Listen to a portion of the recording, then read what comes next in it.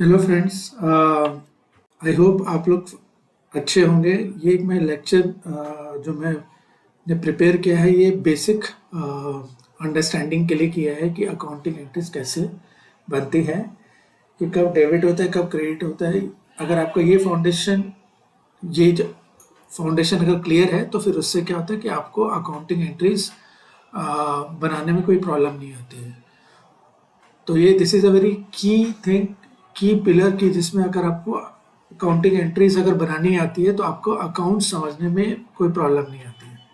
ठीक है। तो ये मैंने एक बैलेंस शीट अप्रोच यूज़ किया है, balance sheet approach, and then इसमें equation approach, balance sheet and the equation approach मैंने यूज़ किया है, जिससे आपको ईजी रहे कि कब डेबिट होता है कब क्रेडिट होता है। ओके। मेरा नाम संभव गुप्ता है, मैं चार्टर्ड अकाउंटेंट हूँ, प्लस मैंने एफआरएम क्लियर किया हुआ है और सीएफए लेवल 2 क्लियर किया हुआ है, प्लस एमबीए इन फाइनेंस है, और मेरे को in total around 18 years of experience है बैंकिंग सेक्टर में, majorly in the MNC banks. Okay, so now coming back to the this topic, that is of the general entry. Okay, अगर आप यहाँ पे देख रहे हैं कि मैंने एक क्विकली एक एज ए स्नैपशॉट बनाया हुआ है विदाउट वेस्टिंग एनी टाइम।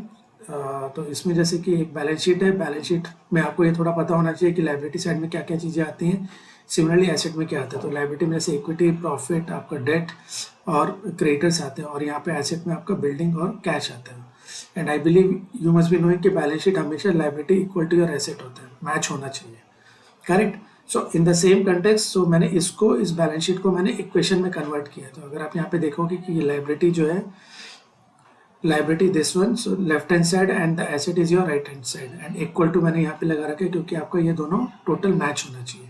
तो लाइबिलिटी को मैंने फर्दर ब्रेक डाउन किया है, लाइबिलिटी प्लस इक्विटी, इक्विटी आपका ये हो गया, और प्रॉफिट आपका ये हो गया, which is equal to your asset.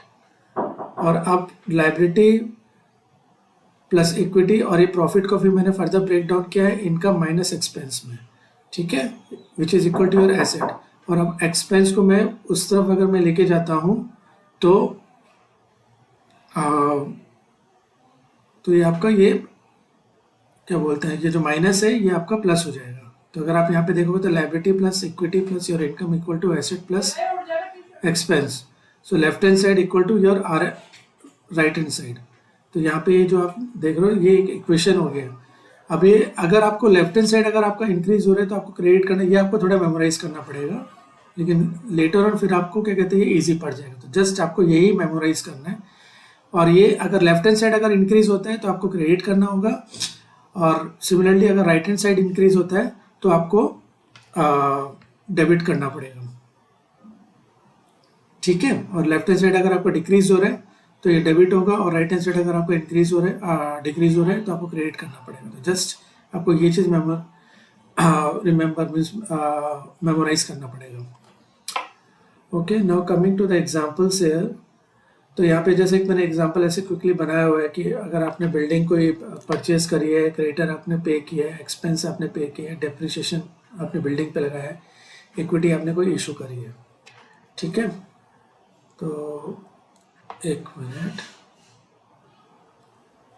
हाँ, तो ये आपने जैसे परचेज किया। तो अभी हम लोग क्या करें, स्टार्टिंग में धीरे धीरे चलते हैं ताकि आपको ये समझ में आए। तो जैसे मैंने बिल्डिंग अगर परचेज करी है तो इसको फिर मैं यहाँ पे इक्वेशन लिख रहा हूँ। तो इक्वेशन क्या होगी मेरी, liability plus equity plus your income equal to your asset plus expense. Okay, तो अभी मैं क्या कर रहा हूँ यहाँ पे मैंने बिल्डिंग परचेज करी थ्रू कैश। तो अगर आप ये देखोगे बिल्डिंग कहाँ पे आता है आपका, बिल्डिंग आपका एसेट में आता है, कैश कहाँ पे आता है आपका एसेट में आता है। तो इसमें मैंने लेफ्ट हैंड साइड को मैंने टच नहीं किया है, केवल यहाँ पे राइट हैंड साइड को ही टच किया। तो एक एसेट मेरा इंक्रीज हो रहा है, एक एसेट मेरा डिक्रीज हो रहा है। तो उसके बाद अगर आप ये देखोगे तो उसके बाद आपकी ये इक्वेशन मैच कर रही है, ठीक है, क्यों, बिकॉज ये अकाउंटिंग एंट्री जो होती है उसका हमेशा डबल इम्पैक्ट होता है। डबल इम्पैक्ट से क्या होता है कि आपका एसेट साइड और लाइबिलिटी साइड दोनों मैच होगा हमेशा। सो जनरल एंट्री का दूसरा नाम जो डबल इम्पैक्ट होना चाहिए, उसका इम्पैक्ट, ठीक है। तो यहाँ पे अब मैं क्या करूँगा, सिमिलरली क्विकली मैं यहाँ पे अकाउंटिंग एंट्री क्या पास करूँगा, बिल्डिंग अकाउंट, मैं शॉर्ट में लिख रहा हूँ building account to your cash account. ये कैसे हुआ, मेरा एक एसेट अगर इंक्रीज हो रहा है तो मैं यहाँ पे क्या करूँगा, डेबिट कर रहा हूँ, एक एसेट मेरा कम हो रहा है, कम कौन सा हो रहा है, मेरा कैश कम हो रहा है, तो कैश अगर मेरा कम हो रहा है तो मैं इसको क्रेडिट करूँगा, ठीक है, तो ये मैंने क्रेडिट कर दिया। और बिल्डिंग मेरा जो मेरा एसेट है वो इंक्रीज हो रहा है, तो उसको मैं क्या करूँगा, यहाँ पे अगर आप देखोगे तो एसेट मेरा इंक्रीज हो रहा है तो उसको मैं डेबिट कर रहा हूँ, करेक्ट, तो ये मेरी अकाउंटिंग एंट्री बन गई है। तो यहाँ पे अगर आप देखोगे केवल मैंने राइट हैंड साइड को ही टच किया है, यहाँ पे मैंने लेफ्ट हैंड साइड में कुछ भी इम्पैक्ट नहीं है उसका। अगर आपको पिक्चर फॉर्म में देखना है तो यहाँ पे बिल्डिंग मेरा इंक्रीज हो रहा है और मेरा कैश कम हो रहा है, करेक्ट, तो इससे क्या हो रहा है, आपका टोटल मैच हो रहा है। अब मेरा अगर डेट के थ्रू है तो यहाँ पे अगर देखा जाए तो liability plus equity plus income, या आप स्टार्टिंग में आप अगर इक्वेशन लिखते हैं, फिर बाद में जब आपको कंफर्ट आ रहा है तो फिर आपको इक्वेशन लिखने की जरूरत नहीं है। तो अभी यहाँ पे क्या हो रहा है, मेरा लायबिलिटी क्या हो गया, डेट हो गया, तो मेरा जो डेट है, डेट मेरा किस में आता है, लायबिलिटी में आता है, तो डेट, तो ये मेरा डेट इंक्रीज हो रहा है, और मेरी एसेट कहाँ पे बिल्डिंग कहाँ पे आती है, वो मेरे एसेट में आता है, तो ये मेरा एसेट इंक्रीज हो रहा है, ठीक है। तो इससे क्या हो रहा है, मेरी इक्वेशन मैच हो रही है, यहाँ पे मैंने राइट हैंड साइड को एक बढ़ाया और एक मैंने लेफ्ट हैंड साइड को एक बढ़ाया, ठीक है। अब मेरा अगर एसेट इंक्रीज हो रहा है तो उसको क्या करना चाहिए, मेरे को डेबिट करना चाहिए, तो मैं यहाँ पे बिल्डिंग को डेबिट कर रहा हूँ, बिल्डिंग को मैंने डेबिट कर दिया, और क्रेडिट हमेशा मैं 2 लिख के करता हूँ, ठीक है, 2, यहाँ पे मैं डेट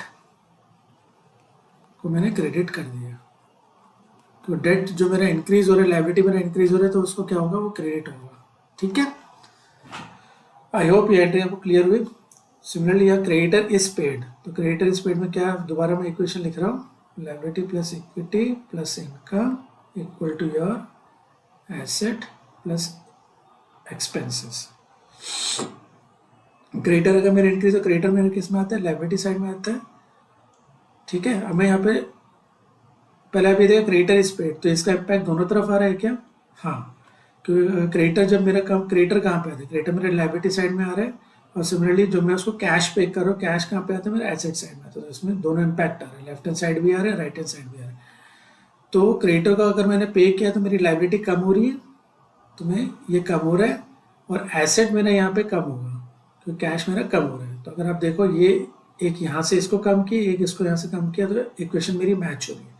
अब इसकी अकाउंटिंग एंट्री क्या पास होगी, लायबिलिटी अगर मेरा क्रेडिट कम हो रहा है तो मैं लायबिलिटी को कम करने के लिए क्या पास करूँगा, डेबिट करूँगा। तो यहाँ पे मैं लायबिलिटी को क्रेडिटर्स, मैं शॉर्ट में लिख रहा हूँ यहाँ पे, क्रेडिटर्स को मेरे को डेबिट करना पड़ेगा, और मेरा कैश कम हो रहा है, कैश कम हो रहा है तो कौन सा होगा, एसेट साइड में कम होने का क्रेडिट होगा, तो ये मेरा कैश हो गया, ठीक है। अब यहाँ पे expenses paid, next entry expenses paid, तो मेरा liability plus equity plus income equal to asset, asset plus expense, ठीक है। अब मेरा अगर एक्सपेंस कम, एक्सपेंस को अगर मैं पे कर रहा हूँ, तो वो पे जो मैं कर रहा हूँ थ्रू कैश कर रहा हूँ, कैश मेरा कहाँ पे आता है, एसेट में आता है, तो ये मेरा कम हो रहा है, और यहाँ पे ये एक्सपेंस जो है, बस इसको ये ध्यान रखना, एक्सपेंस बढ़ रहा है नहीं बढ़ रहा है, वो आपको वैसे कर याद रखना है कि हाँ एक्सपेंस मेरा बढ़ रहा है क्योंकि मैं कैश के थ्रू पे कर रहा हूँ, तो यहाँ पे ये मेरा ये एक्सपेंस ऐसे इंक्रीज हो जाएगा, ठीक है।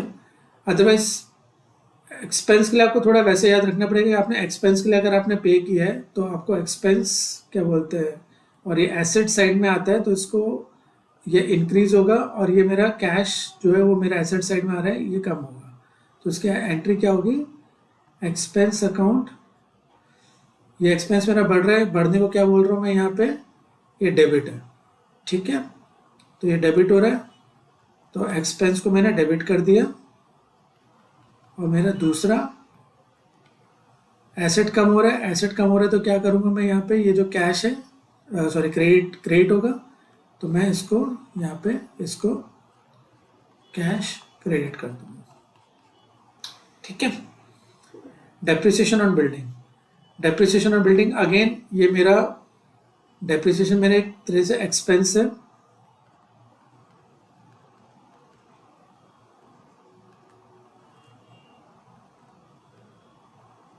अब सिंपल आप ऐसे भी याद रख सकते हैं कि एक्सपेंस अगर मेरा कम हो रहा है तो उसको मेरे को ऐसे ये इंक्रीज करना पड़ेगा, ठीक है ना। एक्सपेंस थोड़ा मेरा उल्टा चलता है। तो मेरा डेप्रिसिएशन हो रहा है बिल्डिंग पे, तो डेप्रिसिएशन कहाँ पे आता है, मेरा एक्सपेंस में आता है। एक्सपेंस मेरा बढ़ रहा है और मेरा बिल्डिंग जो है वो मेरा एसेट में आ रहा है और ये मेरा कम हो रहा है। तो ये मेरा केवल इम्पैक्ट इसका राइट हैंड साइड में आ रहा है, लेफ्ट हैंड साइड में कुछ भी इम्पैक्ट नहीं आ रहा है, ठीक है। तो मेरा अगर एसेट कम होता है तो मैं इसको क्या करता हूँ, यहाँ पे अगर आप यहाँ पे देखोगे तो क्रेडिट करूँगा, करेक्ट, ये क्रेडिट करूँगा। तो यहाँ पे मैं इसको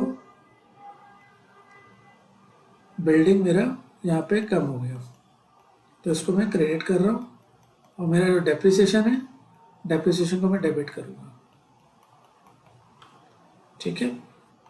सिमिलरली मेरा यहाँ पे इक्विटी इज इशूड, तो इक्विटी इज इशूड में क्या होता है, ये इक्विटी आया है, पैसा मेरे पास इक्विटी की फॉर्म में आ रहा है, ठीक है। तो इसको मैं एसेट प्लस एक्सपेंस, तो अभी इक्विटी मेरा कहाँ पे आता है, लायबिलिटी साइड में आता है। तो लायबिलिटी में ये जो मेरा इक्विटी है वो बढ़ रहा है और मेरा कैश कहाँ पे आ रहा है, एसेट में आ रहा है, तो वो भी बढ़ रहा है। तो उससे अगर आप देखो तो ये मेरा इक्वेशन मैच हो रही है।